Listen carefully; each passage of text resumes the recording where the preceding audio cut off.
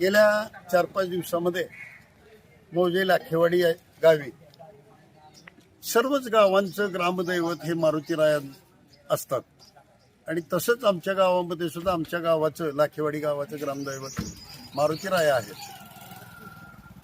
4-5 दिवसापूर्वी मारुतीरायाचा कळस कुठलंही ऊन नव्हतं, वारा नव्हता, वायटूळ नव्हती, पाऊस नव्हता आणि अशा शांत वातावरणामध्ये एकाएकी कळस पडला आणि जमिनीवर त्याचा फार मोठा आवाज आला आणि त्या आवाजाने शेजारीच पोस्ट ऑफिस आहे त्या पोस्टमननी तो प्रकार पाहिल्यानंतर या देवळाच्या भोवतानी आसपास काही बसलेले असतात नागरिक गावातले, त्यांनी तो प्रकार पाहिला आणि तो कळस उचलून ठेवला. 4-5 दिवस झाले हे कळस मारुतीरायाच्या मंदिरावर दिसून येत नाही.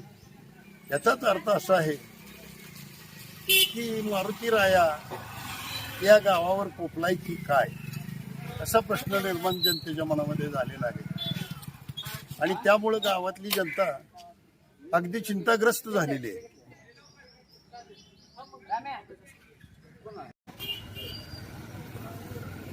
लाखेवाडीमध्ये सकाळी 7:30 वाजल्यापासून जिल्हा परिषद पंचायत समितीच्या निवडणुकीच्या मतदानाची सुरुवात झाली आणि सुरुवात करत असताना सर्व अधिकाऱ्यांना, पोलीस डिपार्टमेंटला सगळ्यांनाही विनंती करून आम्ही 2 हात जोडून विनंती करून सांगितले की बाबा कुठलाही अनुचित प्रकार घडता कामा नये,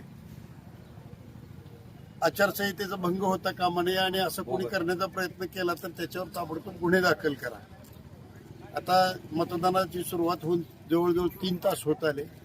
3 तासामध्ये अद्याप तरी काही कुठला गोंधळ वगैरे दिसून आलेला नाही, परंतु समोरच्या पार्टीकडून थोडीशी चूक केली जाते की जे काही मतदारांना सुधरत नाही, वयोवृद्ध झालेले मतदार असतील, अपंग मतदार असतील, अंध मतदार असतील, अशा मतदारांच्या नातेवाईकाच्या विरहित इतरांनी कुणीच मतदान करू नये अशी आम्ही सक्त ताकीद दिलेली असताना सुद्धा त्यापैकी काहीतरी लोक चाटाळपणा करते. काय करते ती? चाटाळपणा. आता सांगून विनंती करून मी चाटाळपणाच करत असतील, आचारसंहिता जर भंग करण्याचा प्रयत्न करत असतील तर आम्हालाही थोडासा वेगळा विचार करावा लागेल. म्हणून आता 1-5 मिनिटापूर्वी सांगून आलोय सगळ्यांना की काय ज्या गावच्या बाबली त्याच गावच्या बोरी आहेत. मतदान एकदम व्यवस्थित चाललेलं आहे, सुप्त लाट आहे, भारतीय जनता पार्टीच्या बाजूनी लाट आहे. अख्ख्या देशात भारतीय जनता पार्टी सत्ता आहे, अख्ख्या राज्यामध्ये भारतीय जनता पार्टीची सत्ता आहे. तालुक्यात हाय व्होल्टेज लढाई म्हणून ह्या लाखेवाडी ग्रामपंचायत काठी लाखेवाडी गटामध्ये आमचे तिन्ही उमेदवार भारतीय जनता पार्टीचे निवडून येतील अशी माझी 100% खात्री आहे. हो, हा विश्वास आहे माझा.